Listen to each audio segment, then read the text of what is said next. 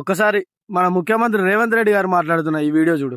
35 రూపాయలు రాష్ట్ర ప్రభుత్వము అంటే కేసీఆర్ గారు, 30 రూపాయలు కేంద్ర ప్రభుత్వం అంటే నరేంద్ర మోడీ గారు, 65 రూపాయలు పన్నుల రూపంలో పేదలపై భారం మోపి ఈ రోజు 115 రూపాయలకు పెట్రోల్ లీటర్ అమ్ముతున్నారు.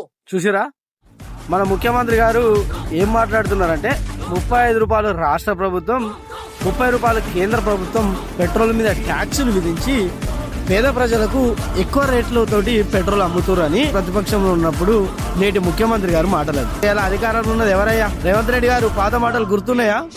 ఇలా అధికారంలో ఉన్నది ఎవరు? పెట్రోల్ రేట్లు పెరుగుతున్నాయంటే దానికి కారణం నువ్వేనా? నువ్వే అధిక పన్నులు వసూలు చేస్తున్నావా? ఆ ప్రజాపాలన, నాకు ప్రజలు ఓట్లేసి గెలిపించిన అంటున్నావు కదా, నీకు ప్రజలు ఓట్లేసి గెలిపించిన ప్రజల కోసం నువ్వు పన్నులు పెంచుతున్నావా? పెట్రోల్ మీద పన్నులు ఎక్కువ తీసుకుంటున్నావా?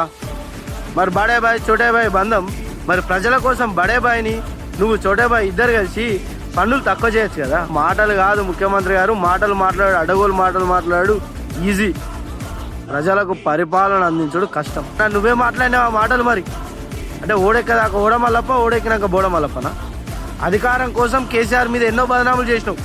కేసీఆర్ అప్పుడు 35 రూపాయలు ట్యాక్స్ తీసుకుంటుండు రాష్ట్ర ప్రభుత్వం అని బదనాం వేసినావు. నువ్వు ప్రభుత్వంకి వచ్చినాక రూపాయి పెట్రోల్ రేటు ఎందుకు తగ్గుతలేదు, ఎందుకు పెరుగుతుంది అంటే నువ్వు ట్యాక్సులు పెంచుతున్నావా అన్నట్టే కదా. మరి ఆలోచించుకో, నీ మాటలు నువ్వు గుర్తు తెచ్చుకో. సామాన్య ప్రజల మీద భారం మోపుడేనా ప్రజాపాలన?